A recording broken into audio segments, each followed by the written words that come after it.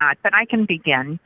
And we probably will have a we'll probably have a brief report compared to the past because we'd really like to hear the next two items on the agenda before our 11 o'clock conference. But I think we're including everything. It'll just be a little bit brief. And the first item that I want to start with is with the CDC recommendations that came out late Friday of recommending people to wear masks in the public.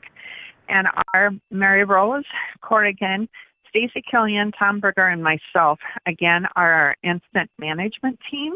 And we did discuss this over the weekend. I contacted the Iowa Department of Public Health on Friday evening, and then they responded over the weekend that they're working on the CDC recommendations for the state of Iowa, and that those should be coming out soon. But we've also included Dr. Bobby Canero to help us once we do get those guidelines, which should be hopefully today. We'll get a press release out, and then we'll have some additional plans to share with that. So we're all working on that right now, and hopefully that'll be information that'll be coming out soon with the recommendations. So, and the second item, I just want to give you a quick update on our testing, screening, assessment sites. The plan now is to our providers, and we're just awaiting the approval, which should either be coming in either today or tomorrow, but very, very soon. So we will have that hopefully up and running. And I know I said that last week in just a couple of days, but it really is moving along. So more information on that will come. And as you're all aware, we're still at 24 positive cases in the state of Iowa. We have not gotten our report for this morning as of yet, but when I did just check, we were still at 24. And I do just need to inform you that the Visiting Nurse Association has their call center open now 7 days a week from 8 until 6, and they only had 9 calls this weekend. And I think that's the lowest we've had since day 0. So I don't know if the nice weather was getting people out and about more than anything or what, but it was a low number for that. And then, let's see here, there was one other item that I wanted to share. I'm anxiously waiting to meet with Ed, our new person with the county, and we're hoping to do some good things together. So, and I think I'll just turn it over to Tom now, unless there would be any questions. I'm sorry. Do we have any questions for Patrice? I have one, Patrice. Good morning. Sure. Good morning. Status on an overflow location. Do you need help finding locations, or kind of where are you with that? Sure. Actually, no. They were looking at 3 sites, and we even had Colin from our office went out and took some pictures of one of the sites, and we gave it back to the testing site. So that's what they're doing right now. They're finalizing. They had 3 options. So they're finalizing all of that and stamping their names with the approval on that plan. So no, I think they're okay. Thank you, though. Okay, other questions for Patrice? Supervisor Wickham? No. Okay, I guess we'll move over to... Thank you. Thanks, Patrice. And Patrice, I assume you'll be standing by in case other issues come up. Okay. Yep, I sure will. Thank you. Okay, Tom Berger? Okay, I just wanted to update you on the where we're at with some of the deliveries. We did receive so far 4 shipments from the state. It's not they're not full orders. It seems like whatever we order from the state, it gets cut down to a quarter or a third. So we're rationing it out and getting it up to facilities. So far, we've made 56 deliveries to local healthcare facilities.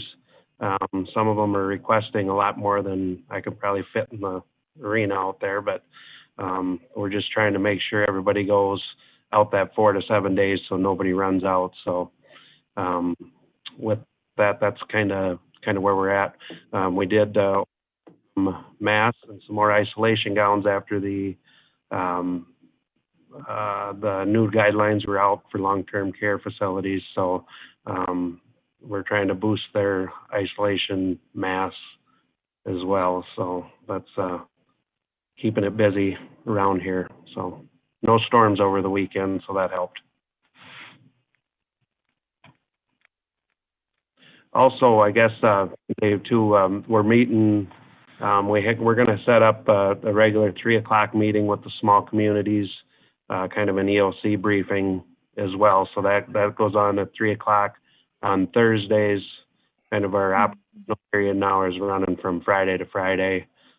So at this point, I sent it out to all the clerks, and there's not any requests or real major concerns that we need to address at the EOC level for the small communities at this point. So they all know how to get a hold of me, and we're just keeping everything in check and trying to keep the information going back and forth. So that's basically my report for this morning. Okay. Tom, Dave Baker, I had a couple of questions. Do we have an idea of or inventory for our hospitals and healthcare providers for the N95 masks, hand sanitizer? That's what we have on order. The hand sanitizer, we did get some of that in from Higley, so we're getting that out. The problem is most of the healthcare facilities or the child care facilities basically need the gel, and this is more of a liquid. But we are getting it out, and the ones that are out are using it, and they're figuring out a way to do that. So we do have hand sanitizer available. We're at least getting out a 32-ounce bottle to each facility, so that can kind of hold them through. Now, some more of them are getting it through their normal supply chain, so that's helpful because that's exactly what they need, obviously, is what they order. And 95 masks we're still sitting pretty good on, but that was the major order that we got coming in. Hopefully start seeing them this week, but still we're not seeing the healthcare facilities go through a lot of N95s yet. So but that'll probably obviously go up. So we're still doing well with what we have. Our supply is down somewhat here, but we do have enough to get out to facilities. It's a surgical mask now that hopefully will be coming in, and we did get some in on Thursday. So. Okay. And then, Tom, we're aware of people throughout Dubuque County making masks and in many cases donating them. And can you just give us a little explanation as how those are being distributed throughout the Dubuque County? I'm not getting a lot of drop-offs of them. I probably only had 20 to 30, less than 50. We did get a request for some of them for one of the healthcare facilities that could use them, so we got them out. But those are mostly, I think they're finding other ways to get them out to the community, which is good. So, and I know Mercy was accepting them, that they said at the last press conference. So I think people that are making them are finding a place for them without bringing them out here, which is good, especially now that if the recommendation comes through for people to wear them. So. Yeah, I noticed on Facebook and then even on the news this morning that some of the individuals that are making them are donating them to a specific provider or institution. Yep. Mm-hmm. I think they're finding their way into the right places from the people that are making them. Okay. All right. Any questions, Ann or Jay? Any questions? And we also Dave.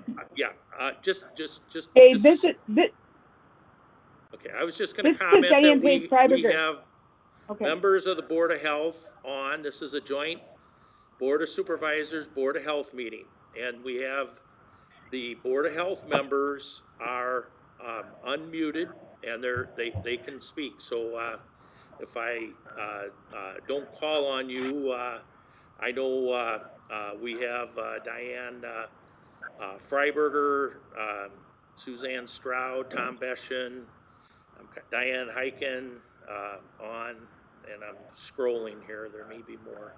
So, Diane, go ahead. I recognize your voice there. Okay, this question is Patrice and for Tom.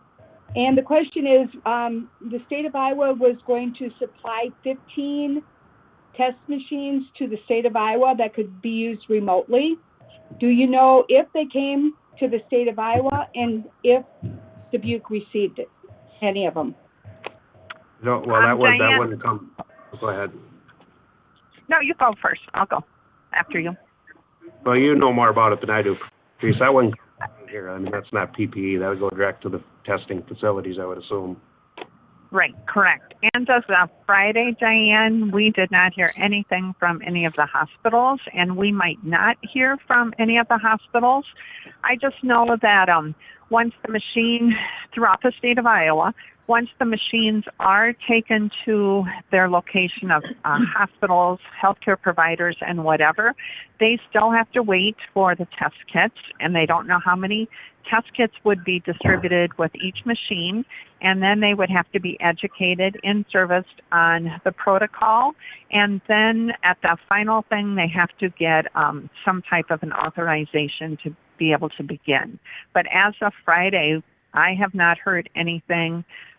But again, the hospitals might not have contacted us, if it just came in as well. And they may never contact us either, so.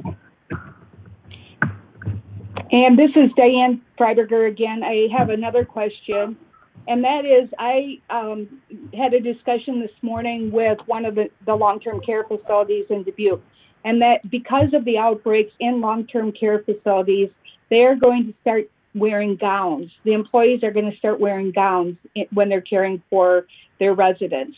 They're going to wear patient gowns, but then they're going to have to sew sleeves on from the cap all the way down to the wrist.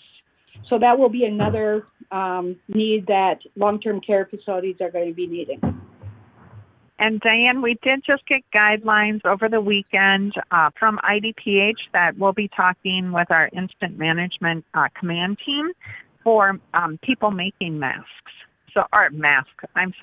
For making gowns as well as masks. So we hope to get that information out to the public here very, very soon as well. So hopefully that'll help with the long-term care unless they have specific gowns that they need to be wearing. Thank you. Thank you. And this is Diane Heiken. I had a question, Patrice. Go ahead, Diane. Thank you. I either misunderstood Supervisor McDonough's question or I misunderstood your answer, Patrice. I understood her to be asking about the capacity for a surge hospital in case the hospital gets overwhelmed, our hospitals. But I understood your answer to be regarding the off-site testing. So just for clarification for me, do we have somebody working on the potential for a surge hospital in case we need that? I'm sorry, I did totally misunderstand. I thought Ann was asking about the testing, assessment, and screening sites. We have not actively started to search for sites as far as Mary Rose, Stacy, Tom, and I. I do know that there has been some facilities that have been checked out. We'll have our hospital contact meeting on Wednesday, and we can ask them if they've looked beyond. But I really don't have any additional information to share on that right now. Okay, thank you. Mm-hmm. I have a couple questions. This is Supervisor McDonough. Tom, did you get thermometers? I know there's a need in the community for the ability. Some families don't have thermometers.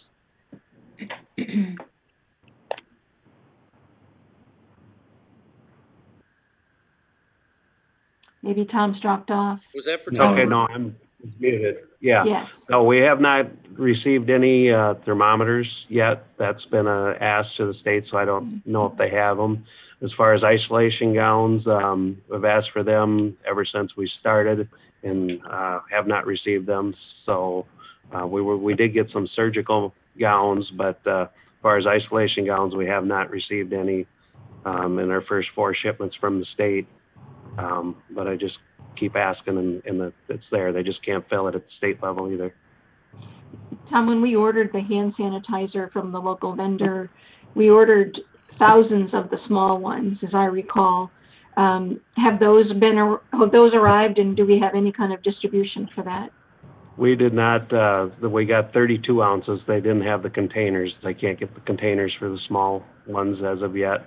And that's where ones we wanted to get to the child care centers, and they can't use they need the gel kind, is the way I understand it, and they can't use that liquid kind with the kids. So.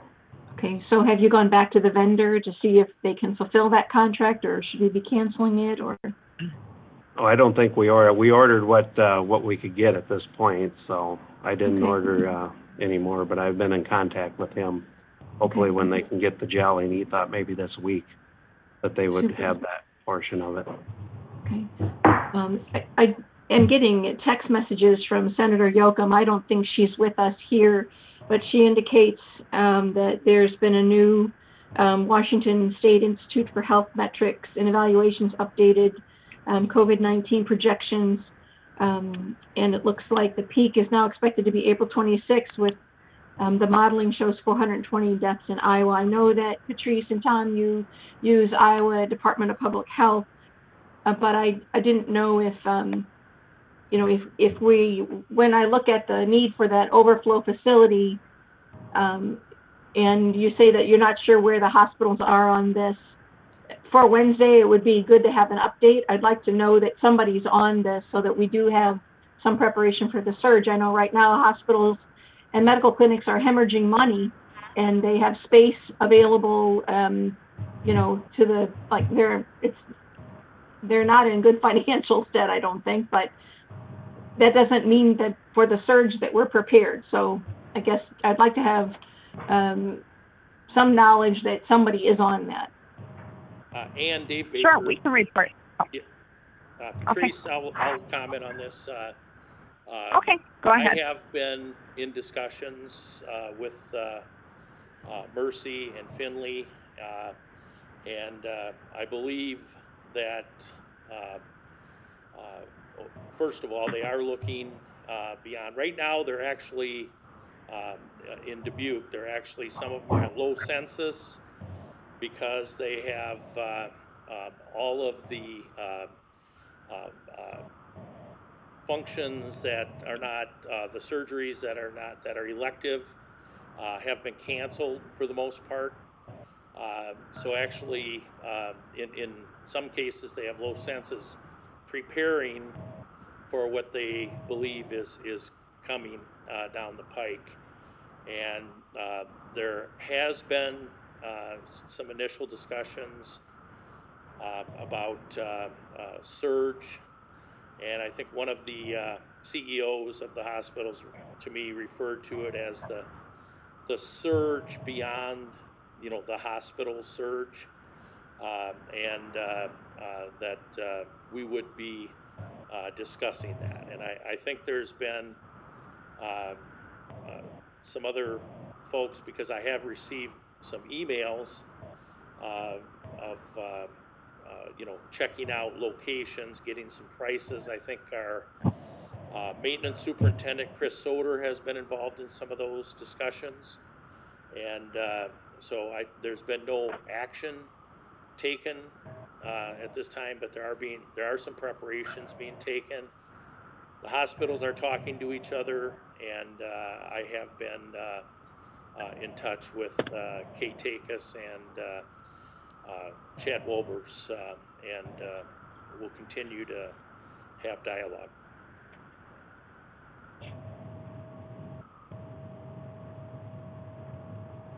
Okay, other questions for either Tom or Patrice? Okay, I'm going to comment here. I think this is the appropriate place for this. We have Ed Raber is on board as of today, and he is, I believe, is on the in the meeting via Zoom. Is that correct, Don? Yes. And one of the things that I wanted to have a discussion with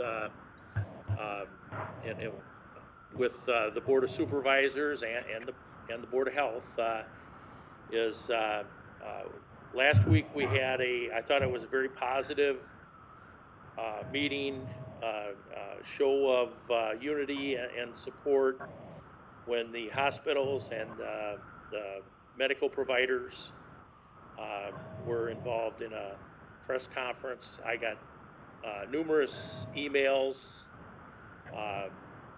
you know, that was a positive thing. People were happy to hear that the providers are working together. And I think I would like to have Ed, for one of his first assignments, get with the team that's in place and help to coordinate a similar meeting, discussions, and then perhaps a press conference involving our long-term care facilities, because we all know that the numbers in Lynn County are significant, and a lot of that is from one nursing home, long-term care facility that has been inundated. And I know that from talking to Chris Kirsch, the administrator at Sunnycrest Manor, that you know, we have made through Chris's guidance, have made decisions that you know, are keeping the residents of Sunnycrest Manor as safe as possible. And Chris is confident that the other nursing homes are doing that as well.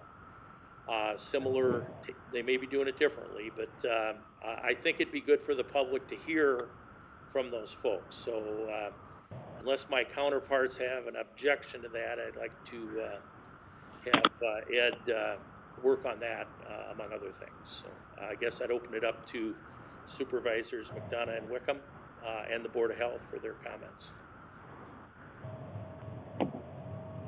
This is Supervisor McDonough. I know we have a long-term care liaison through the emergency response team.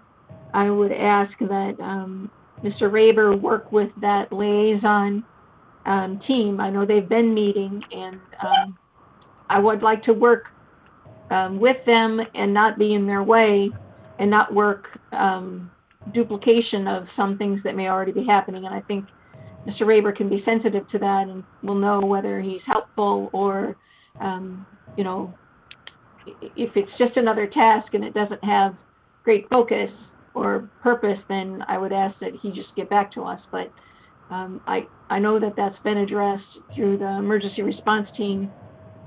That doesn't mean it doesn't have value. I think it's a great idea as long as we're not in the emergency response team's way.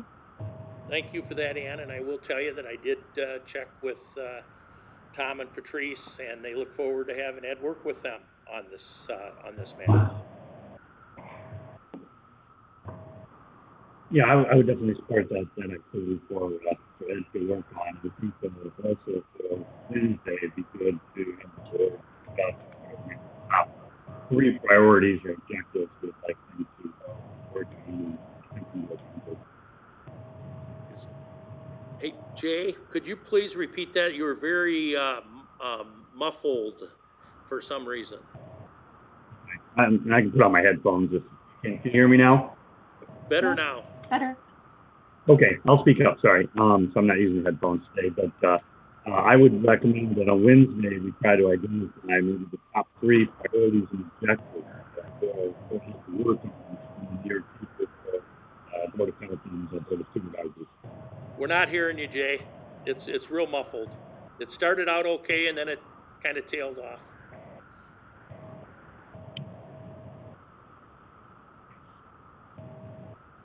All right, we'll let Jay maybe get his headset on. And anybody else, any comments? Chairman Tom Beschen is on. And Tom, any thoughts on the long-term care facility initiative? I think it's a good idea. There's 70 cases in Lynn County alone that are related to long-term care facilities. I just don't want us getting in the way of what the emergency response or incident management team has already put in place. Absolutely.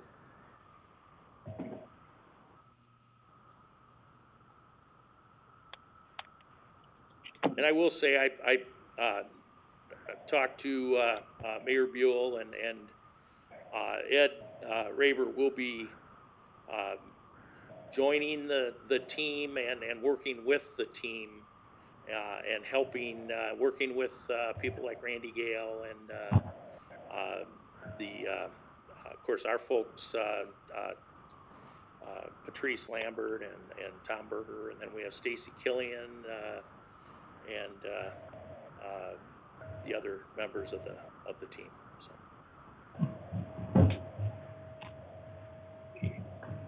Dave, this is Diane Ppe Situation. Hi, Diane. I have a separate question. I had seen an email that came this weekend regarding Crescent Community and how they are now changing how they see patients. Is there any update from Patrice or Tom Berger on that? Have they been involved? Has the liaison told them what the change in policy is going to be there? I have not at all, Diane. I just know that they were required to end their non-essential services just like the other healthcare providers, and I know that that's what they were planning on doing, and then keeping their providers for those essential services. But I can look into that. Patrice, the email that came actually from Crescent, and they're going to be doing screening out into their parking lot. And it would take, no one can walk up to the screening site. They have to be in a car when they do that. And they're going to have the basic screening. If they're clear, then they'll go to one location. If they're in a temp or have been exposed, they will go over to the respiratory clinic that they're going to have set up outside. They're not going to be allowed in the building unless there's an emergency situation at all.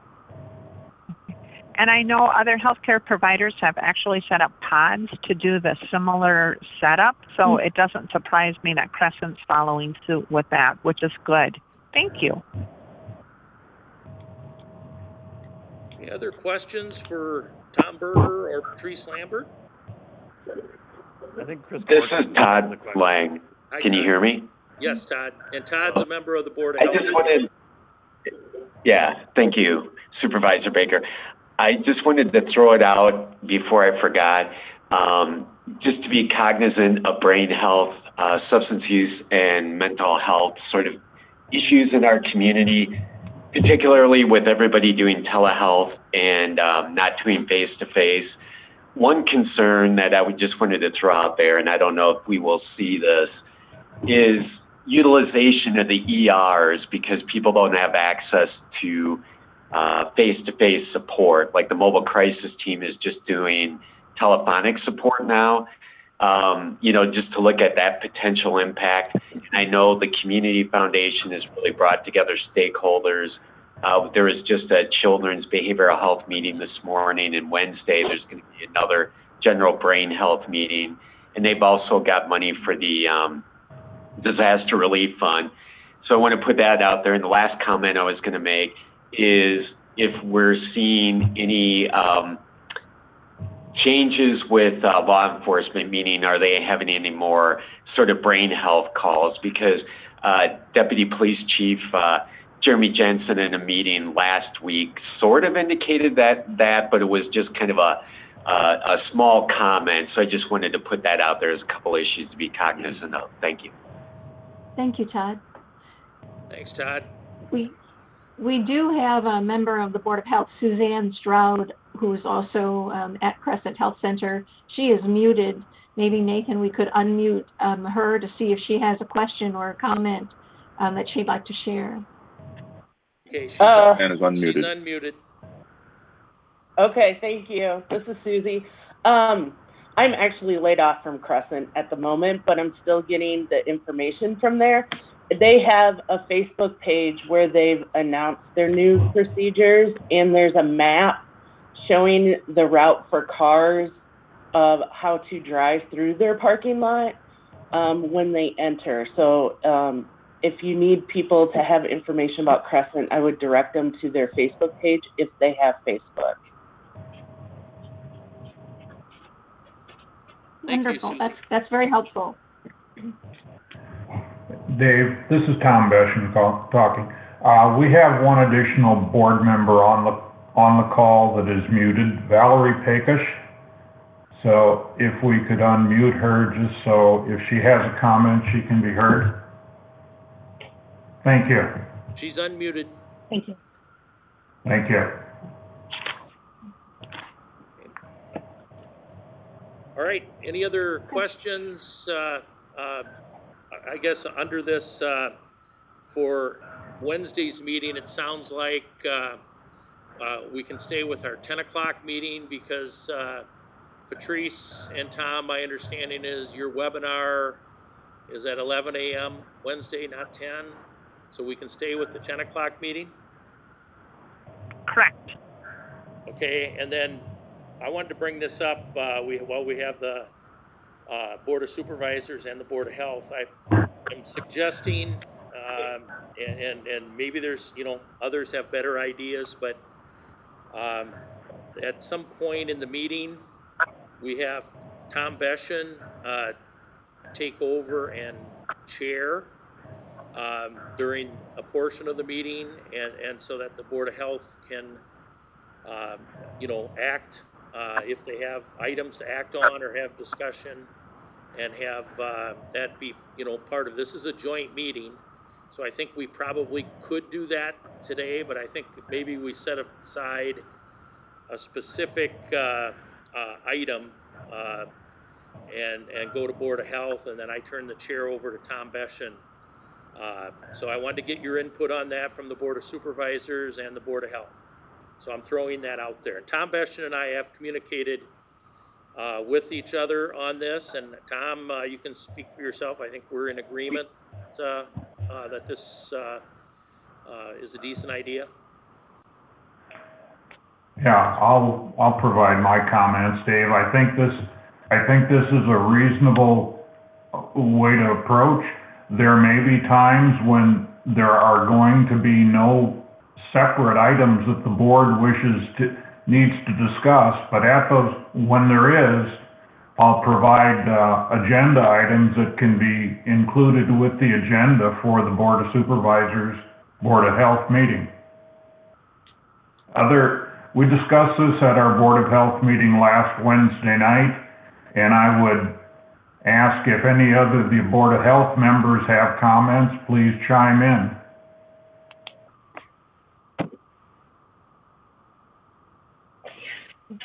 I know, Dave, we do have Chris Corkin waiting to ask a question as well. So just I'll ask her to hold and please that. Chris, is your question related to this? Well, sort of, but go ahead and have that discussion first if you want. Okay, thank you. Ann, Jay, and then the Board of Health members' comments about having a separate item on Wednesday's agenda for the Board of Health. Sounds great. Yeah, I think it makes sense. I think just the key focus would be to make sure you prioritize the discussion related around the Board of Health and not jump back and forth from Common Board of Supervisors activities to Board of Health activities. So if you can segment those, I think that can be a winning combination. Okay. Dave, this is Diane Pate-Freiberger. Yes, go ahead, Diane. The reason that at the Board of Health meeting last week that we recommended this was, number one, to cut down on the number of meetings that Patrice was having and not include another one for the Board of Health, and for the Board of Health to be specifically informed on the public health of Dubuque County, and also have an opportunity to speak. And now that we are able to participate, I totally think that this is a win-win situation. Thank you. Okay, thank you. Anybody else from the Board of Health? If I'm not hearing objections, I'm going to assume that there's consensus to add a specific provision to the Wednesday meeting. So I don't, if that's okay, we'll just move forward, and the chair will recognize Chris Corkin.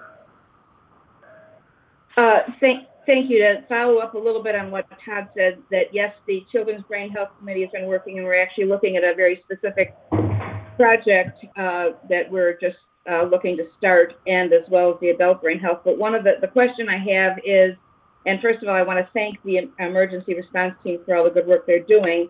But the request I'm making is to consider the possibility of including a mental health specific provider in that group. And not to diminish, what the medical providers are providing, and it's been very helpful. But I think that the mental health issues in the community are becoming more critical with adults, children, and as Todd mentioned, also law enforcement.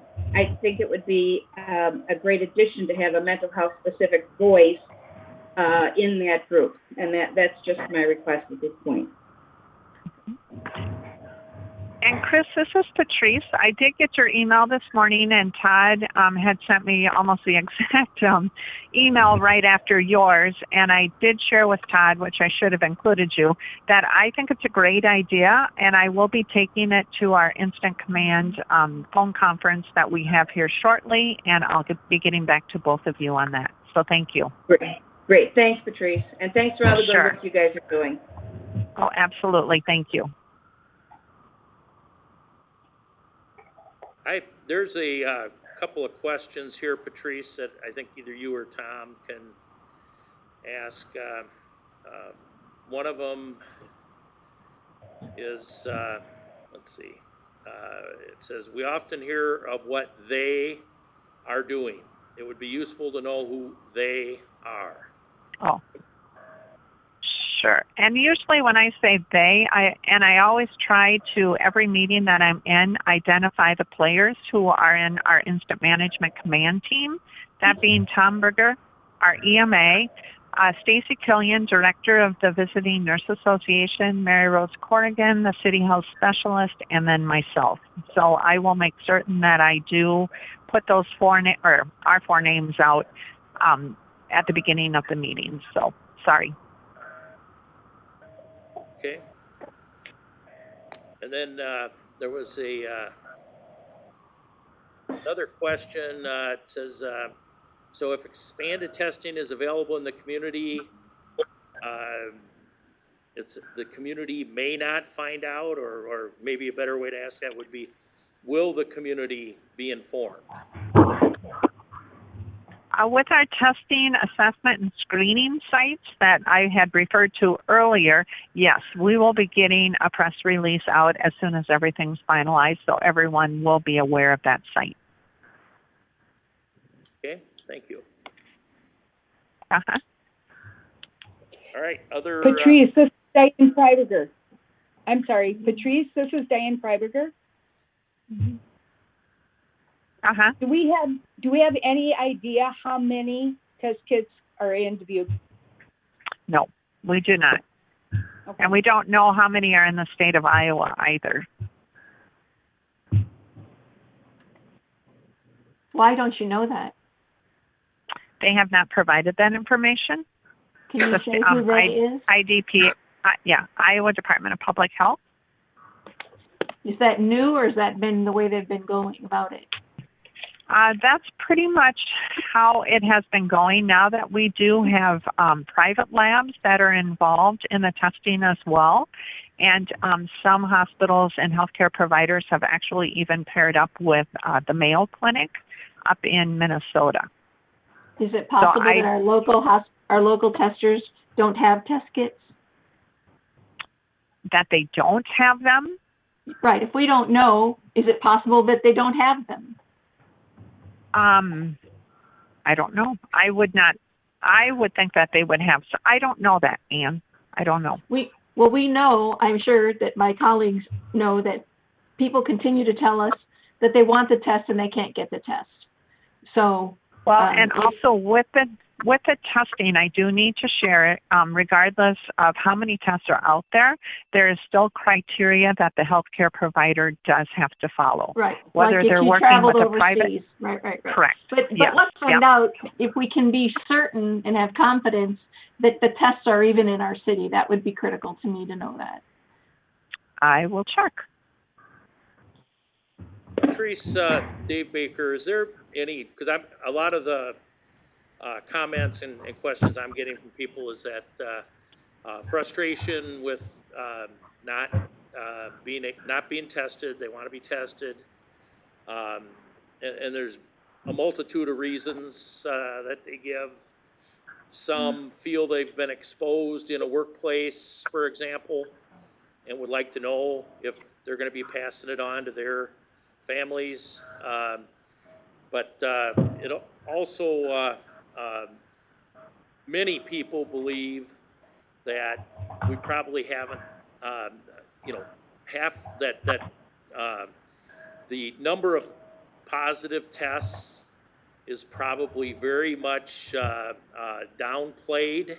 In other words, because of the lack of testing, especially at the beginning, when there was apparently a shortage of tests. And I know you've heard me talk about the fact that I was tested positive for influenza A, so they weren't going to test me because I already had a diagnosis and the treatment would be the same. But it does potentially skew the numbers. Has anybody talked about that? Do you have the ability to have input with Iowa Department of Public Health, or do we just take what they say as gospel? And we don't get, we have experts on our end here. Do we just take what they give us, or do we have the right to have input? I believe, Dave, with the Iowa Department of Public Health, they've been working with the healthcare providers, and they are telling them what the criteria is to follow. And I don't think I would have any say in changing that criteria, or our instant command team would. But I can share that we do know that the tests are out there, because we, like I said, we have in the state of Iowa, or maybe I didn't say, we have 868 positive, and we have 9,973 negative. So we do know that testing is getting out there, but I do know that the healthcare providers are still required to follow the criteria before they can give or do the test itself. And I would just encourage, if anyone had any concerns or any questions whatsoever, they have two options. They could call their healthcare provider. Again, we do not want them to show up in the healthcare provider office or in the ER or the urgent care. We strongly encourage them to call in. Or if they do have just a concern about anything dealing with their family, our Visiting Nurse Association call-in number is available from 8 to 6 now, 7 days a week. So that would be my response with that one. Okay, Patrice, and just, we have numerous people participating in this meeting, and probably not all of them are aware of the number. Can you give us that number so that sure. It's out there again publicly? Absolutely. And again, it is 7 days a week, 8 in the morning until 6 p.m. It's with the Visiting Nurse Association, and the number is 563-556-6200. And you do have to wait to go through their message that you will get, but that's only because the receptionist then will take the call and forward it to an available communicable disease nurse. And if a communicable disease nurse is not available, that receptionist will take the name and number. And once that communicable disease nurse or nurses are available, they return the call. And of course, we still have 211 that functions, so folks could dial 211. Mm-hmm. That's right, Ann. Thank you. And 211 is available 24/7, and that is with the Iowa Department of Public Health. Because, yes, again, because of the fluid situation that we're in and anxiety and tension, we don't want people sitting around worrying about something. We would rather have them contact one of those numbers, get the answer, and then hopefully that will decrease some of the tension or anxiety that they do have. So thank you. Thanks, Patrice. I have, I'm going to maybe ask that. Dave, sorry. I have a question. I appreciate the press conference that happened. That was a lot of information that I think the public needed. I was wondering if the next one would also include Crescent Community Health Center to get some of their information out to more people in case they don't have Facebook or internet or something like that, because they really serve the most vulnerable population in the Dubuque community. We've got, I agree with you, and we've got Ed Raber and Patrice Lambert and Tom Berger on the call, and I'm sure that they can extend that invitation and see if they're interested in participating. Okay, thank you. Yep. I know that there's a question from May Henshin. Can we unmute May and just let her speak?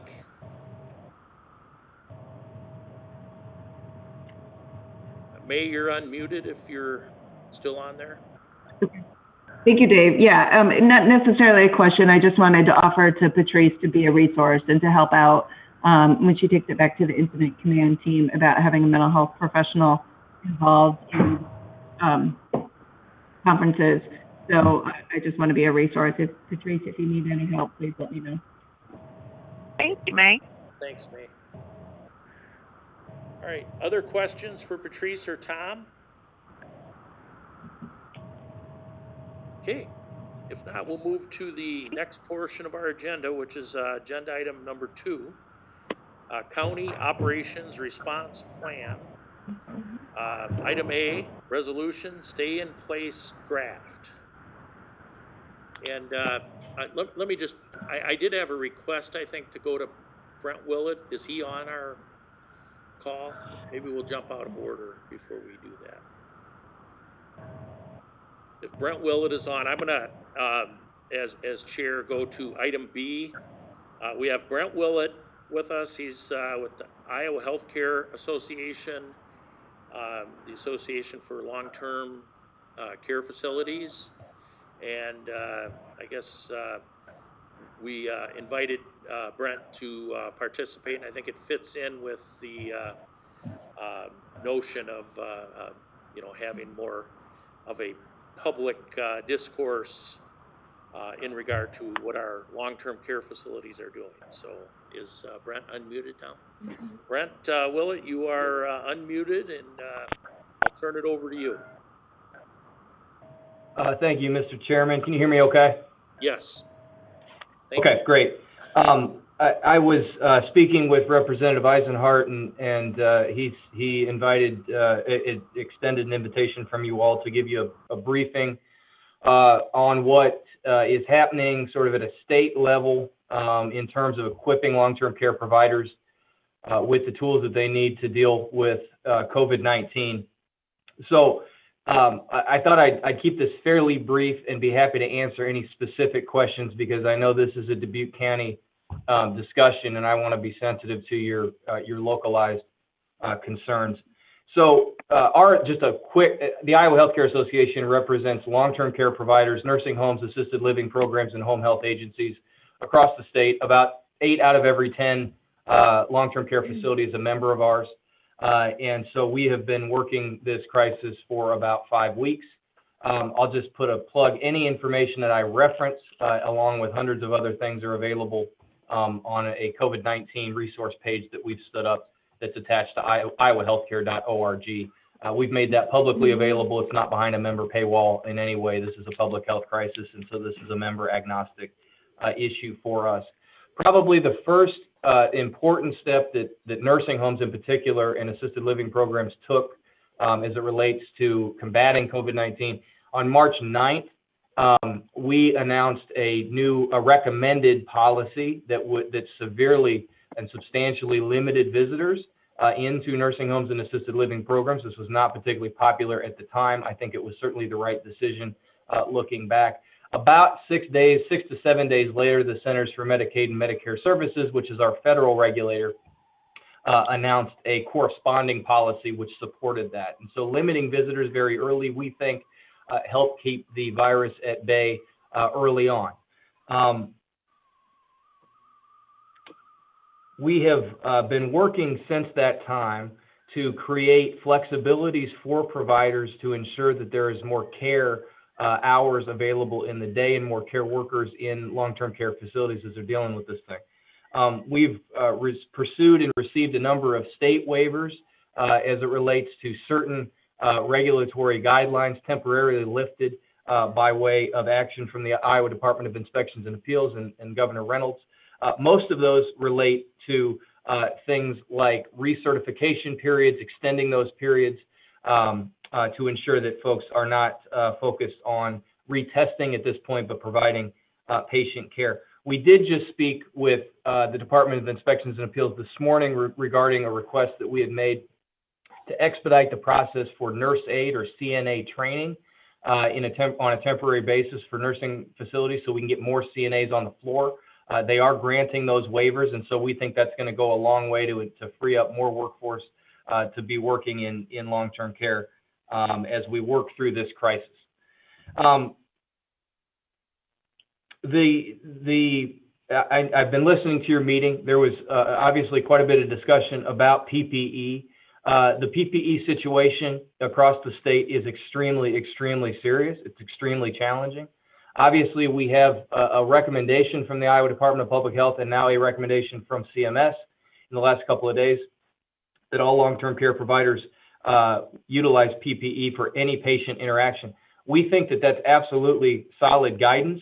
We also have advanced the case and the clear case that there is not enough PPE available, evidently, for all long-term care providers to comply with that. Now, what's the good news is, and I've heard, I'll certainly mention that I've heard very, very good things about the coordination of the Dubuque County Emergency Management Coordinator as it relates to PPE access for an affected facility. That's how this thing's supposed to work. I'm glad that PPE is being managed at a local level. There's not enough of it. And so you saw recent guidance from the Iowa Department of Public Health about handmade gowns and handmade masks. We're advancing that information to our members and providers across the state. The issue with handmade masks specifically is they are only effective if they are worn under a face shield. And face shields are also in short supply, though there are more and more coming online as manufacturers. That's one thing that manufacturers can make fairly efficiently is what we're learning. But a handmade mask has got to be under a face shield that can be cleaned and sanitized after each shift. So moving into the what we would call the containment phase, as we've seen COVID-19 enter long-term care facilities around the state. The focus that our association and groups like ours have placed in the last week or so is working to get more information out into the hands of our members, to equip them to establish separate, in any case possible, separate isolation wings, and if possible, isolation floors in their facilities to ensure that they can provide safe care for COVID-19 positive patients, both those that are in their care that develop the virus and those that may be discharged from the hospital into the facility. What we know about COVID-19 is that, as you all know, it poses the greatest risk of serious illness and death to those that are 65 and over and have pre-existing health conditions. That is the very definition of folks that are living in long-term care facilities in Iowa. And so for any resident that we take into our facility, we have to treat short of a test, we have to treat like they may have the virus, and we have to quarantine them for 14 days. And so those isolation unit guidance is evolving. We continue to push that out at our association. We're saying to each and every long-term care providers, you need to do everything you can to establish isolation units. You need to communicate that with your local health authorities and your local hospitals, and that involves working with local emergency management coordinators on PPE acquisition, and certainly dealing with staff stresses, because in order to function COVID-19 wing, you have to separately staff it, and we all know about the staffing challenges that we have around the state as it relates to healthcare. But that's really where we need to go soon. I certainly don't think this is going to happen, but we need to prepare for the worst and hope for the best. We need to assume that COVID-19 is going to get into every building, and so we need to be prepared to isolate it and protect the rest of the residents there. And by and large, our members are doing that. We've been surveying them to determine isolation capabilities, and the response rate has been extremely strong. I'll mention two more things. How is staff being handled with respect to entering and exiting the facility? Governor Reynolds, about a week ago, issued an executive order that requires all staff to be screened, temperature checked, and a health screening protocol to be instituted for any staff entering the building. That's absolutely the right call. By and large, most providers were already doing that, but to formalize it in that way was the right decision. And so staff is being screened to the best of our ability in ensuring that we're doing everything we can to identify any potential symptomatic individual from entering the facility. Finally, priority testing. Testing is a problem. Testing is a problem all over the country and all over the world. We all know that. As testing comes more online, we are advocating and hopeful and have a high level of confidence that long-term care is going to be prioritized as more testing comes online.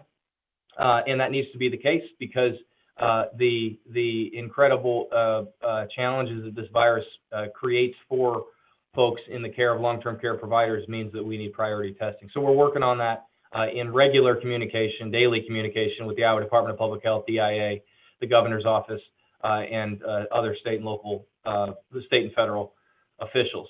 So that's a brief overview. I think what the real focus that you're going to see in the next couple of weeks in long-term care is focusing on standing up, staffing, and supplying these isolation units so that we can isolate the virus as best as possible. It is not possible to guarantee that it won't enter the facility. It is not possible to guarantee that it won't spread because of the condition of this virus. Unfortunately, it seems to have been designed to really negatively impact long-term care facilities because of the fact that individuals can walk around asymptomatic for 10 to 14 days before developing symptoms. So it is a generational challenge for long-term care providers. I'm really proud of our members and particularly our members in Dubuque, and our member which is dealt with the positive case has done a fantastic job. And we're serving as a resource to them. We have a crisis response team and toolkit that are available to any provider in the state. So I'm going to stop there, Mr. Chairman, and be happy to take any questions. Yeah, Brent, I did have a question. I have a granddaughter that works in a long-term care facility here in Dubuque County, and my understanding is one of the other changes they made was they can't, they have to wear their street or home clothes to work and then change at work. And they get, of course, they get their temperature checked and all that. Was that part of the governor's suggestion, or is that something that an individual facility adopted? The governor's recommendation and new CMS guidance doesn't speak specifically to that practice. That is a best practice. I think that's happening in most places, but that is, to my knowledge, that's not currently a government mandated approach to it, but it's certainly the right approach. Okay, thank you. Questions for Mr. Willett from the Board of Supervisors or Board of Health?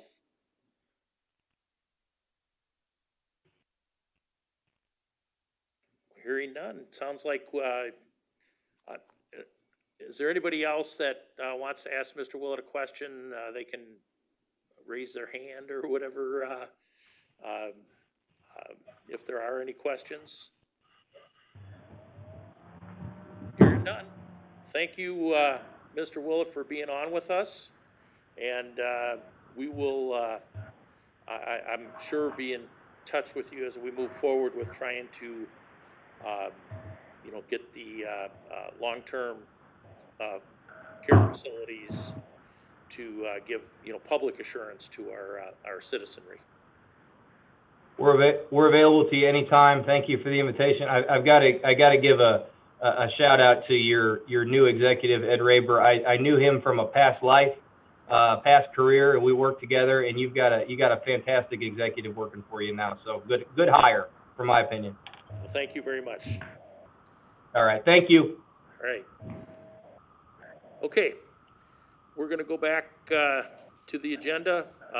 Item 2A.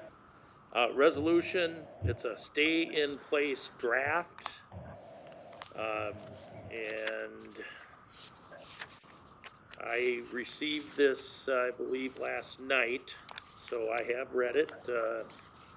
I think in general, my comment in general is watching the Surgeon General of the United States, appointed by the President, pleading with the states to move forward with this.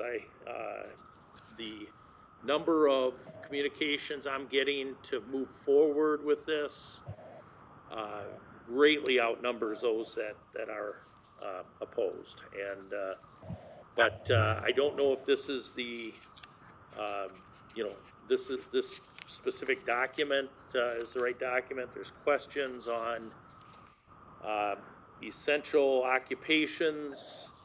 There's a fairly short list included in this. The list that I'm familiar with is much longer and identifies more occupations, and some of them it says, it's essential, some non-essential. But one that was not included in this is the media. And I think the news media is essential to our efforts, keeping the public informed. Nobody does it better. And so I think we're, if we're going to do this, I think that we need to look at and make sure that this is the right document. So I'm not opposed to doing something, but it's in draft form, so I assume it was put out for discussion purposes. So I guess I'll open the floor up to the Supervisors McDonough and Wickham and any of the Board of Health members, including Chairman Beshen, Patrice Lambert, Tom Berger. Floor is open. Maybe I'll start. This is Supervisor Wickham. So I did submit the documents for the board to review, and there's really two documents. One is a draft resolution, which is a common format that we use at the county level. And then the second one is an existing ordinance that actually was on our website related to infectious diseases. And so just thought that would be good context to have an understanding of. For me, this process started over 2 weeks ago. So I had a strong interest to have a statewide program for stay-at-home, shelter-in-place, and I felt very strongly about that personally. And I felt the best method would be to have a statewide approach. So I reached out to the governor's office and spoke with her chief of staff, Sarah Craig, and communicated from my personal vantage point that I think it would help all the counties throughout Iowa to have a stay-at-home issue, specifically related to Dubuque County because of our unique location. We're one of the few counties that has two states border us, both Wisconsin and Illinois. And both of those states, Illinois on March 21st and Wisconsin on March 25th, both issued stay-at-home declarations, basically orders by their individual governors. So My vantage point was to have our governor do that, and so I started this journey about 2 weeks ago. Also worked with the mayor, spoke with the mayor and or city manager's office related to their interests. And now, roughly 15 days later, it appears that both the governor and the mayor and mayors of Dubuque County and the 21 individual cities that we have in Dubuque County at this point are not moving forward. So I felt that it was important enough to me to bring it to my colleagues at the Board of Supervisors for review and discussion. So that's where we are here today.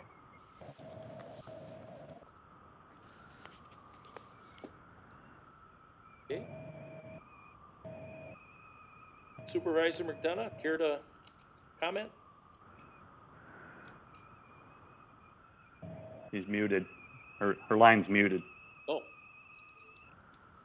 We can't have that.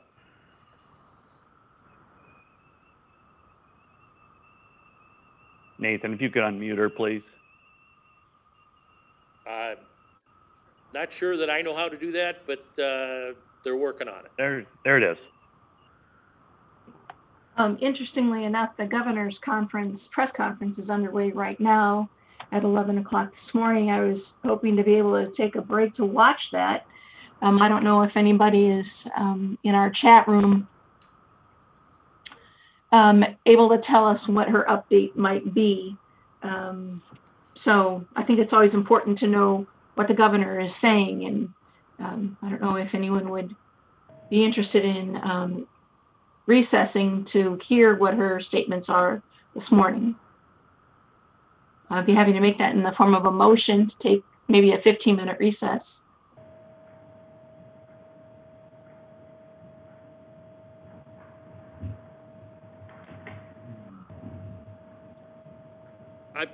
We have our meeting scheduled. I think we continue with this. I generally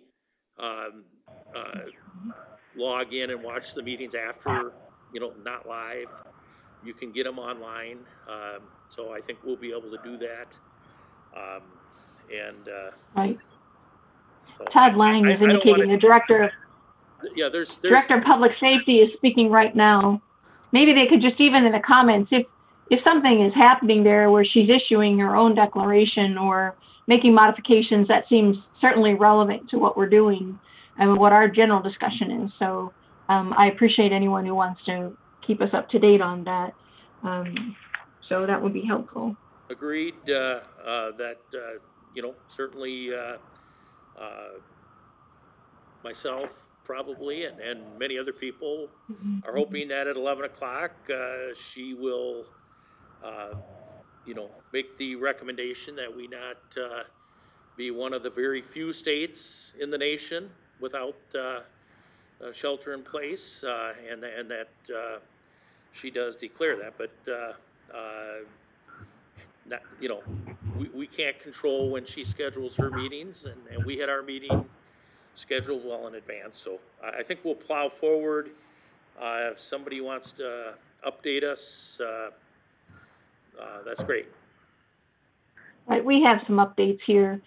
She added more to the closure, state parks, but she hasn't issued a shelter-in-place order. It seems like she's giving more enforcement powers to law enforcement. So that's good to know.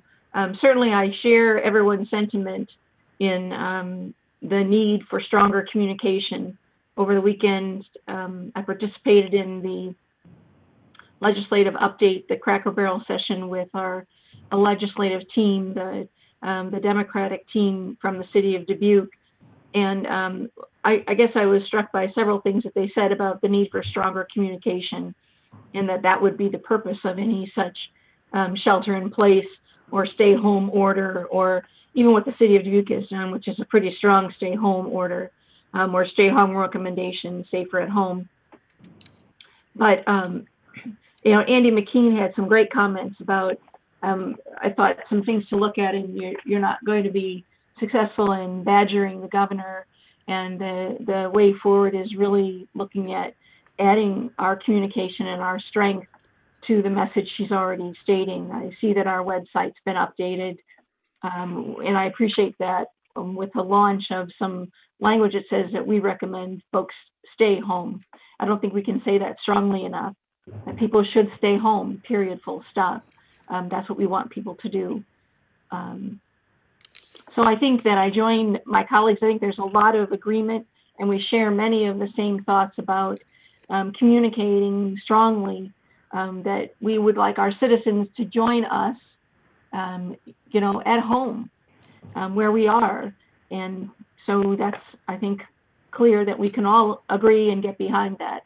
And so for me, it's about how do we join the voices of the Board of Supervisors to make the strongest statement possible that we could make on behalf of our citizens and to the public at large about how we feel that, regardless of whether we agree or disagree with the governor, it really is about making our communication piece be as strong as we possibly can. And I think there's a lot of things we could do about that. Some of the highlights in the document before us in the draft could become part of a letter to the governor. I asked that before of my colleagues to look at ways that we can use the power of our countywide office. She also is at one time, an elected county official, to tell her of the comments and the communications that we're getting from our citizens. How can we make that be a strong voice and also not add confusion or chaos or have people misunderstand what it is that we want to say? So that would be my thoughts about this, that there's a need to communicate strongly when we look at a draft of any kind of order or regulation or declaration that restricts economic enterprise, restricts citizens' movements, mandates for them what they choose for themselves and their families. I think we need to do that only when we feel that we have we have the authority to do that. That is not what I've been hearing from taking counsel from folks like our auditor, our state senator. Those are not things that I'm getting counsel from, even from our own county attorney. The document before us doesn't talk about the Attorney General's opinion. So Tom Miller's office, a Dubuque boy originally, his office issued an opinion that says that the counties do not have jurisdiction to do this. So I fear, as an attorney, my recommendation always to clients has been to be careful in what you want to say. And so many times people say it's the principle of the matter and we just need to show strength. Well, sometimes you get yourself in a situation where the response back can be litigation. And I don't know that that's what our citizens want us to do, is to back the governor into a corner. Something Andy McKean said that I thought bear thinking is to try to find a way to help the governor to get out of maybe the box that she's in about her metrics and whether or not people are meeting the criteria. Last comment I would make is that one of the points that she makes in her document is that she's looking for unanimity among elected officials. She's looking for a strong, united voice from the counties and from the municipalities. And I don't know if we've explored that as strongly as we could. I would support keeping this type of document in draft format before us as an agenda item going forward. But, I do have, probably 6 bullet points that would need to be looked at and answered for me to support taking this kind of unilateral position. Okay, thank you, Supervisor McDonough. Other comments? I'm looking at a list of essential jobs, businesses. Apparently Supervisor Wickham is muted. Can we unmute him, please?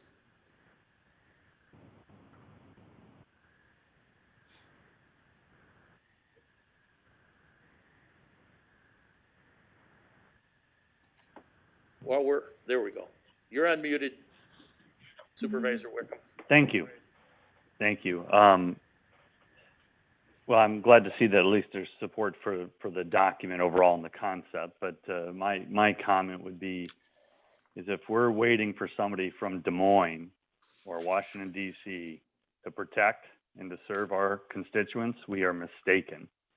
The people of this community will get us through this crisis, and the leaders will lead. And now's the time to do it. Okay, thank you. I would ask if, well, I mean, so in discussion, obviously, which is where we are, do we have, I mean, I would prefer that this not go forward 2-1, or that it not be foreclosed. So as part of discussion, could we, we have Mr. Raber who's joined us for communication purposes. Do we have the ability to give some points that we wish to make, to have him begin communication? Could we say that that's a step forward to strongly communicate to our citizens?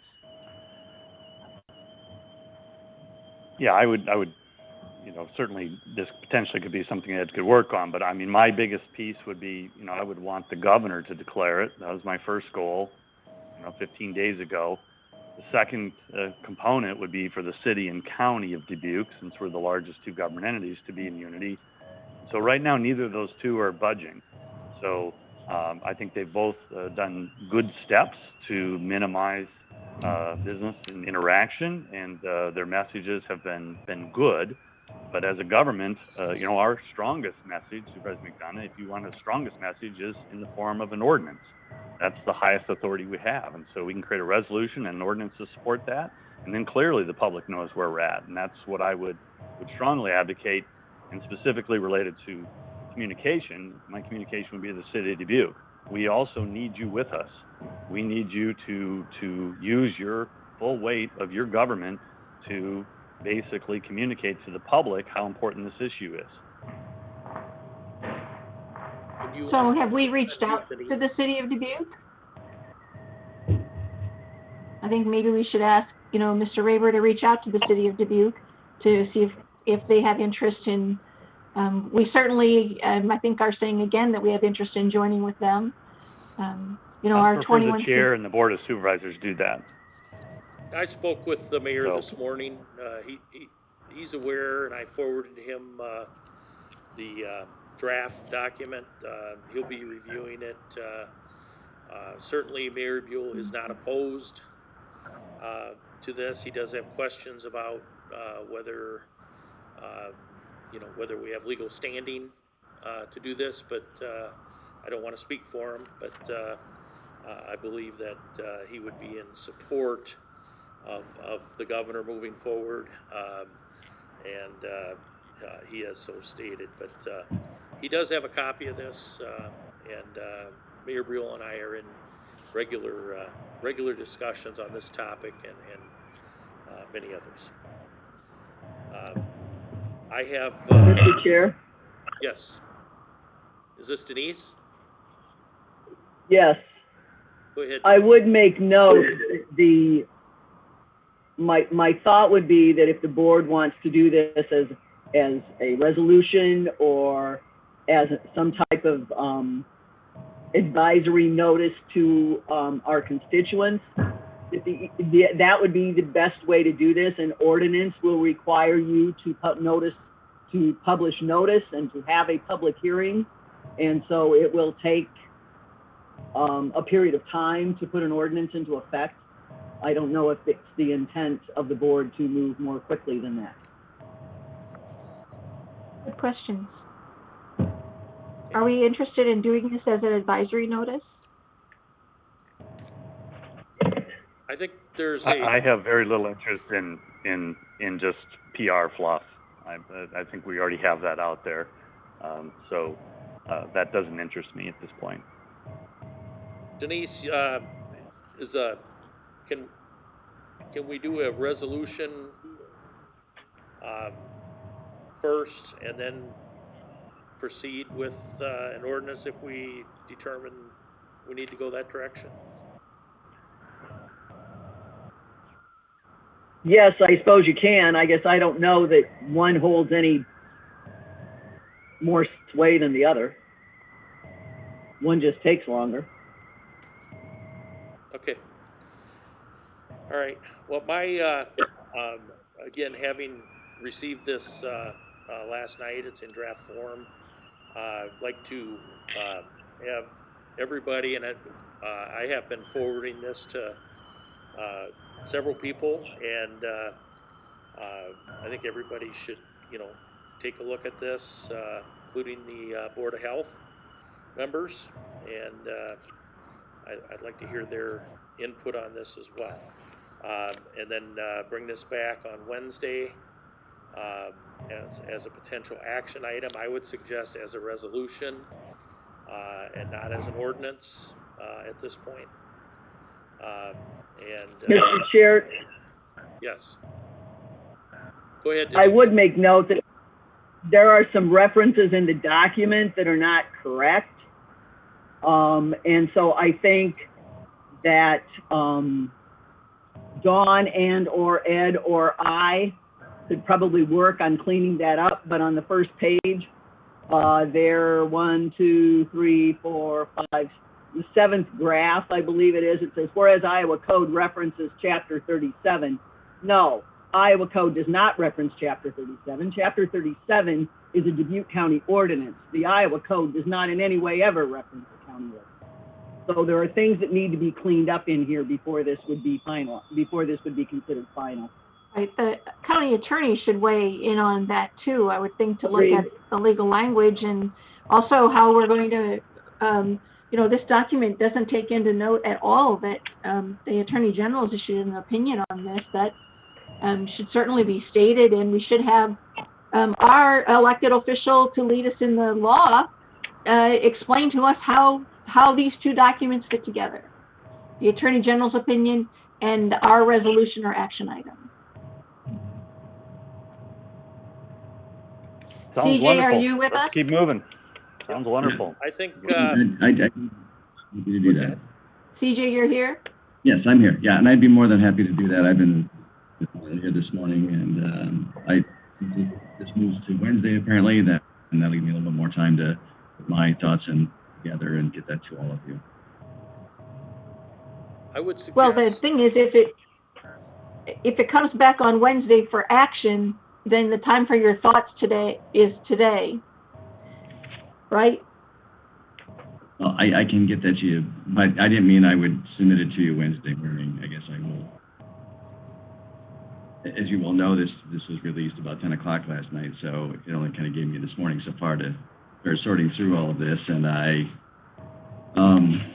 mean to do this right. It takes a little bit of time. If the end of today is acceptable to everybody, I'd be happy to live with that deadline, and it would give you time to, or tomorrow and Wednesday to decide what to do moving forward.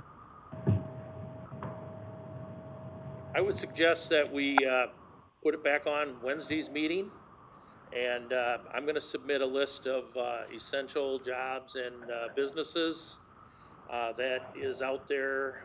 I don't know where we got the list that's on here, and I don't know the question about if it's not on either list, is it then considered essential or is it considered non-essential? And I want to be able to, if we do enact this and a business calls me and asks if they're essential or non-essential, I want to be able to answer them. So I have a list here. It's numerous pages, and I believe this was done, I believe at the national level. And there is a question from our county engineer, Anthony Bargett. Under the non-essential, it says construction, and that's a general, broad general term that is fairly all-encompassing, and I was kind of surprised to see that in the non-essential businesses. I think that is conflicting with some of the information that I have here. So I think we need to iron out some some details. On the way to work today, I noticed they were working on Central Avenue, and there was a worker up in a backhoe and a guy about 10 feet away from him, and so it looked like the spacing, they were practicing, spacing, but I think that's just the nature of the job. So I'm not sure I agree with having construction and shutting down all construction in Dubuque County, but I think that's, let's see if we can add the list of essential jobs and businesses, and then have a debate, discussion on this on Wednesday. Where did we get these, this list? Jay, you drafted this. Where did you get the list of Well, hopefully if everyone at home's been available to media. So this concept is not new. We aren't the first. We're getting close to being the last. So there are a lot of examples out there, and a lot of common threads, and then there's some differences. So my message to the group is, one, I'm very excited that we're interested in discussing and looking at the dialogue and trying to determine what's essential and the very legalities of it. But my message would be not to overthink it, okay? We aren't the first, and to pretend that we're going to try to get it exactly right and perfect would also be a fallacy. So I like and encouraged by the dialogue, and I would encourage us to move forward with both the legal review and the components related to essential services. Jay, are you aware of other Board of Supervisors in the state of Iowa who've done this? That have discussed it, yes, but have actually implemented it, no one has yet. So not a single Board of Supervisors has passed a resolution, from my understanding, in the state of Iowa declaring it. So just like we were the first to declare a state of emergency in the state of Iowa, we may be the first to declare a resolution related to stay-at-home orders. Yeah, my decision will not be based on whether another Board of Supervisors has done this. But I do think we should take a look at this, and if we're going to do this, make sure we do it right and be able to answer people's questions. Well, we certainly have to talk about government employees, the judicial branch, criminal. There's some folks that arguably we don't have the right to tell them to stay home. I mean, that's we have to wrestle with that at some point. What's our jurisdiction? And I'm going to submit the list of essential jobs and businesses that was published, and I'll make sure that goes out with the packet. I have that in paper form here, so I will get that to Dawn, and we'll get that out so that we can have a discussion. I don't think anybody thinks that 16 exceptions and non-essential of 13 was intended to be all-encompassing. It would be good if we could have any of these things out, for 24 hours, so we could actually see it, as compared to, I saw this at 5:30 this morning. So, it doesn't allow us to do much more than do a general read. I wish we would have had it 2 weeks ago, Supervisor McDonough, so I agree with you. So do you have anything else you're working on about this, Jay? I mean, is there anything else that's coming with regard to this issue? Or this is where you're at and you're holding fire, or what's the status? I think the status is pretty clear. I presented it to the boards for review and comment, and we're doing that right now. I'm very, very pleased with that process. Exactly what I was hoping for. So thank you for your cooperation and consideration with the resolution as presented. And along with you, CJMA, I appreciate your ability to review that. So that's excellent. So I just want to point out, for those of you that don't have it or can't see it on the screen, it clearly has draft on it. So again, my understanding, it's submitted to get the discussion moving, and I also am assuming that by the end of the day, perhaps, or early tomorrow sometime, we can get this out and If anybody has any other input or wants any other documents involved, send them either to me or to Don Sherman or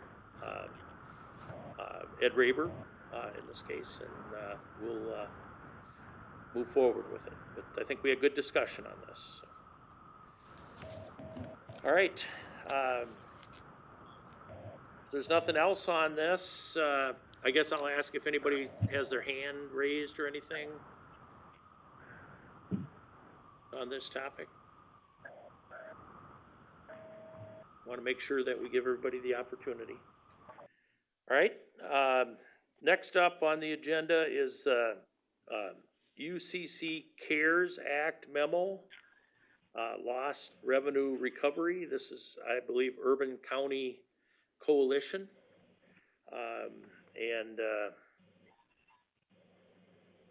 Yeah, I just want to give a brief update, make sure we're going in the right direction. So the Urban County Coalition had sent us an email, I believe about a week ago, asking if each county would provide them a memo of what they believe would be some of their lost revenue, specifically related to COVID-19. And so us as a board, or you as a board, have not been able to specifically talk about that. But I was looking for guidance if you'd like us to put together a memo. I know I've had Stella pull numbers from the lost gaming revenue, if it was 2 or 3 or 4 months. Brian Preston's also provided some lost revenue due to closing of his facility. So just wanted to gauge your support of it. If you'd like us to bring you something on Wednesday, I can work with Ed on that. Okay, so this will reappear on the agenda for Wednesday, and we'd ask our department heads to submit their information and get it to either Don Sherman or Stella Rundy or both, and so that we can get that information forwarded. And then on the getting back to the draft of the stay-in-place resolution, I would ask if Ed Raber, Denise Dolan, and CJ May can take a look at that, and then anybody else that has other information to get that submitted or comments. Thank you. All right. Next up would be item number 3 on the agenda. Notice of public hearing, FY20 budget amendment number 4. And do we have Stella on? Stella Rundy, our... Good morning, everyone. Good morning, Stella. Good morning. Can everyone hear me okay? Yes. Okay, great. So in your packet, I had a couple of documents. The first being the notice of public hearing that we're proposing publishing this Wednesday in our county papers. And what this amendment number 4 was for, there's a list of all of the emergency funding for COVID-19. I believe that would have been the second document I provided to you in the packet.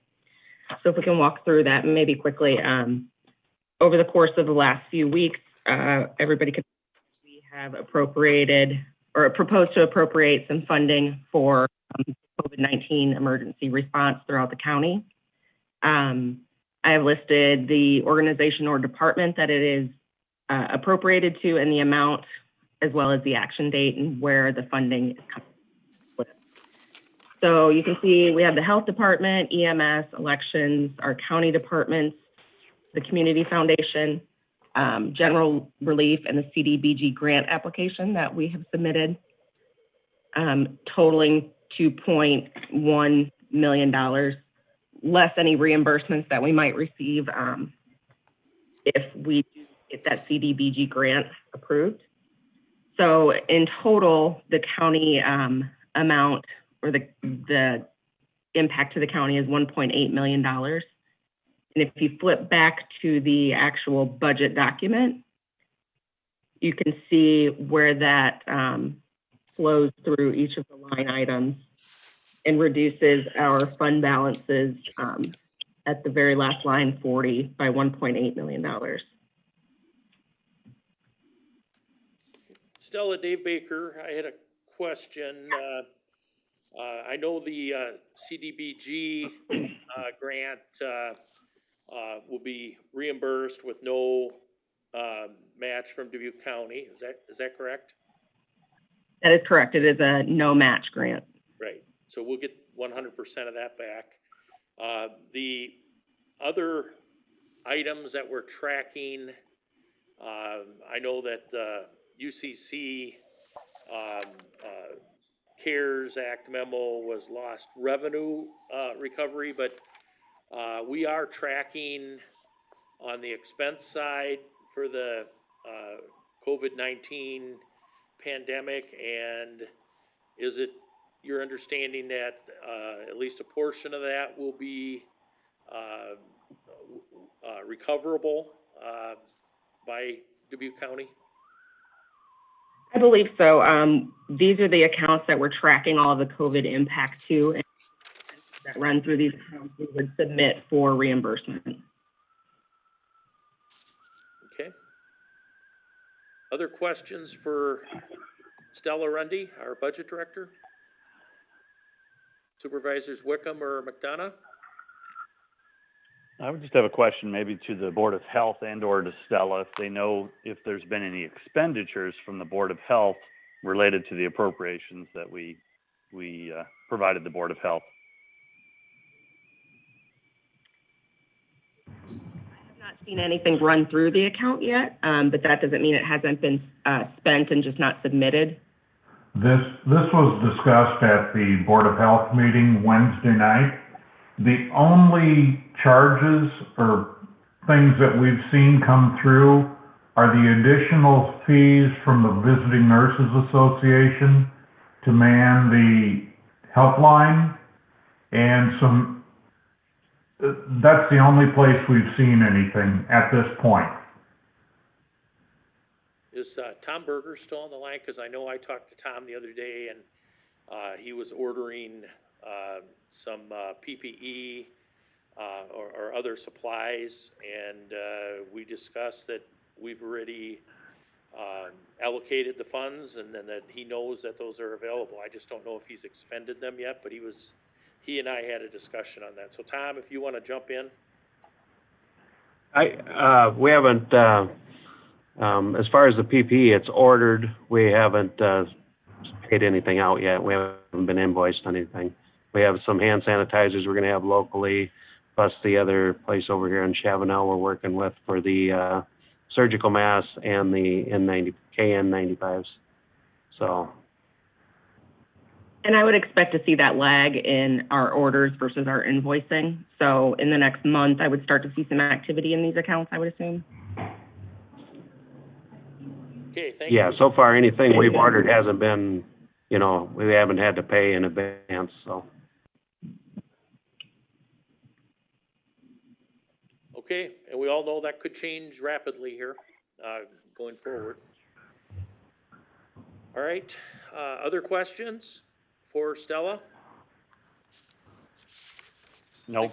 First thing we would need is a motion to approve the notice of public hearing for the FY20 budget amendment number 4. And Dave, I just wanted to point out really quick that the public hearing is listed as April 20th, 2020 at 10 a.m. Okay, thank you for that. Is there a motion?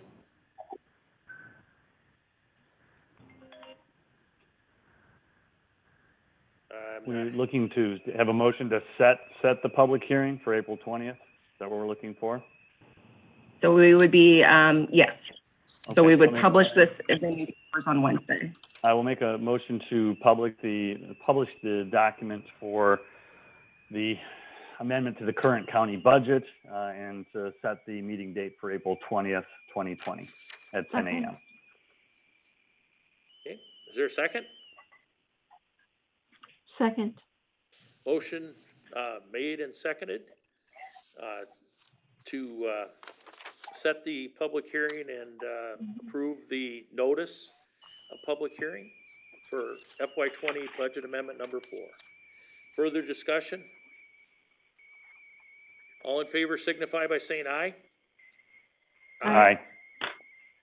Ann, you. I didn't hear you, I'm sorry. Aye. Thank you. 3-0. Carried 3-0. All right, thank you, Stella. All right, any other questions for Stella before we move on to item number 4? We do have some business regarding minutes, approving minutes of the meetings of March 23, 25, 27, March 30th, and April 1, 2020. They were included in the packet. I had a proposed change. Okay, go ahead, Ann. So I think it's beginning with, I think it's March 25th. We have been using COVID-19 coordinator to describe Mr. Raber's position. I don't think that reflects what the board was doing, but I think we didn't use a term or a title. My memory is that when it was first raised by Supervisor Wickham, we dropped any reference to COVID-19 coordinator. I just want to make sure that the designation that we're giving to Mr. Raber is accurate. And of course, the minutes are going to be what controls going forward. So see what my colleagues' recollection is. In our packet on April 1st, the job description that was discussed and based on your approval of the hire, the job title was Board Executive Director, and I believe Supervisor Baker asked that interim be put in there. So the discussion on the 1st, your last meeting, was interim Board Executive Director. Okay. So, Ann, are you proposing a correction that we would go back and change the references and put in the ultimate title so that there's no confusion of calling it more than having one title as we go through the minutes to keep it consistent? Is that the point? I think the point is that we should be using the term as to what the title is. We don't have a COVID-19 coordinator, right? Yes. So we should probably not be using that language. I think that, when the minutes were prepared, we didn't probably use a term to describe what it was we were hiring. But other times on the agenda, this just said Board of Supervisors Personnel. Then I would suggest, Ann, that a motion to modify the minutes by changing COVID-19 coordinator, wherever it appears, to interim Board Executive Director. Interim Board Executive Director, which is ultimately what we approved. Is that?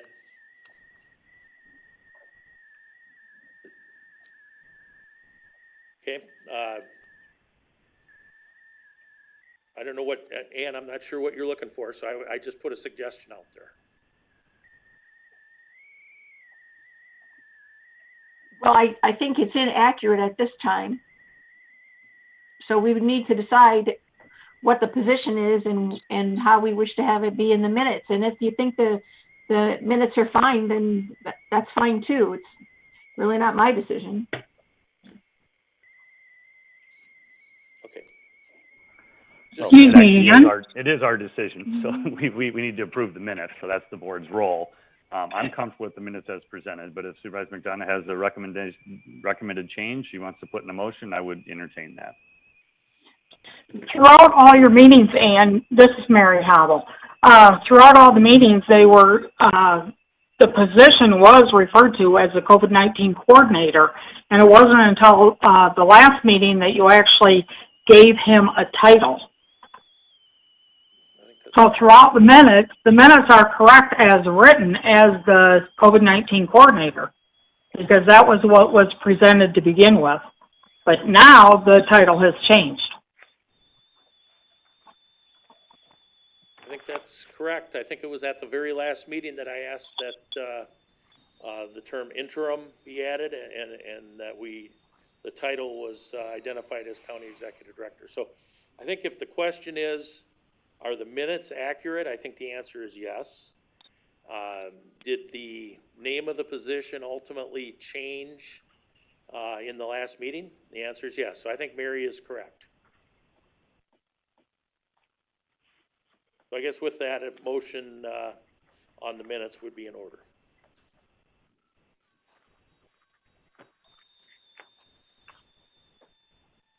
I'll make a motion to approve the minutes as presented. And I will second that. Is there any discussion? Further discussion? All in favor signify by saying aye. Aye. Carried 3-0. Okay, and then we had for the next meeting, per Patrice and Tom, 10 o'clock will work for them because their Wednesday meeting got bounced back to 11 a.m. So they'll at least be on for that hour. So if there's... Actually, so Chair, if I may, right before the meeting, Supervisor Wickham had forwarded me an email from the Community Foundation for a request so that I had not received. So I didn't know if there wanted to be discussion today about that or if we want to put it on Wednesday's agenda. It was not included in the agenda packet for today.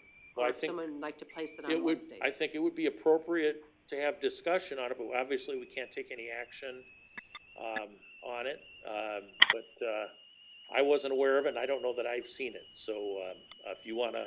Well, maybe I'll give context to it. So it was sent to all three supervisors and Stella Rundy, and I just noticed today, this morning, when I was going over the documents that Dawn Sherman did not receive that, and so that's where I figured to forward it to her, and that's why I didn't get on her schedule or agenda, excuse me. But I'm comfortable discussing it on Wednesday as well. I just wanted to make sure Dawn was familiar with the document. I think it was an oversight that she wasn't included in the email. Okay, it's up on the screen if you want to take a second and review it. Motion to table to Wednesday. Okay. I will second that. Yeah, the motion made and seconded to table. I guess under discussion, do we want to have any preliminary discussion on it, or do you just want to take the time to review it in between meetings?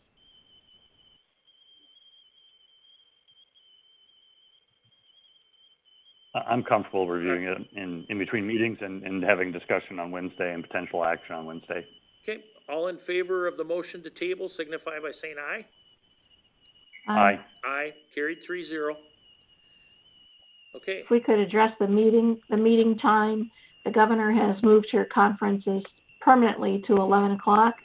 Would we be able to meet at more like 1 in the afternoon?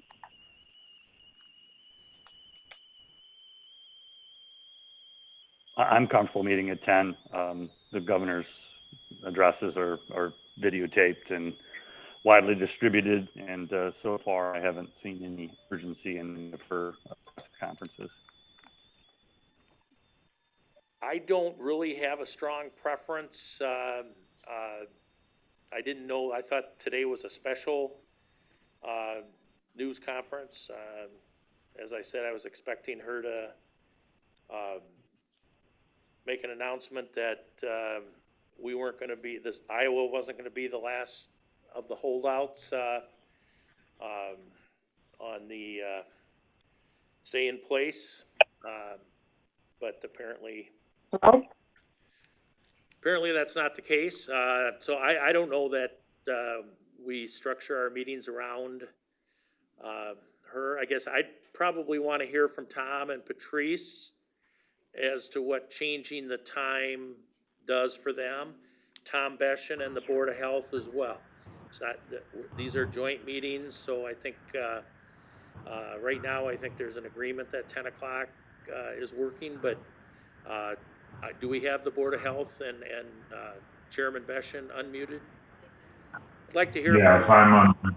you all, on the difference between, say, 10 a.m. and 1 p.m. The only problem I have, Dave, would be that moving to 1 p.m. at this point is an unknown with Patrice's schedule. I believe that will interfere with the incident management team daily conference. That's why I asked the question, Tom. Thank you. Would there be any consideration to pulling it to 9:30? Or even 9 o'clock? I'm comfortable with either of those times.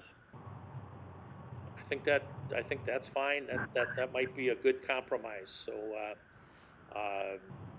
Tom, 9 or 9:30, and Jay. The chair's discretion. All right, I'm gonna say I think it'll be better than if they have a 11 o'clock conference with the governor. I'll call the meeting at 9 o'clock on Wednesday, 9 a.m. Okay. Okay.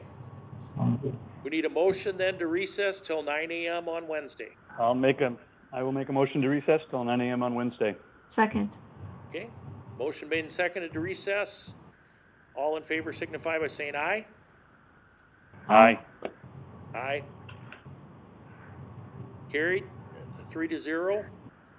Also, Tom, Tom Beshin, do you need to do a motion on the Board of Health?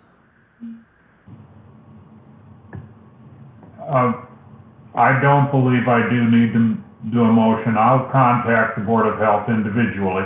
Okay, and then we will have a specific agenda item on there for the Board of Health for Wednesday. I will forward that to Dawn. Okay, thank you. All right, have a good Thank day, you. everyone. Be well.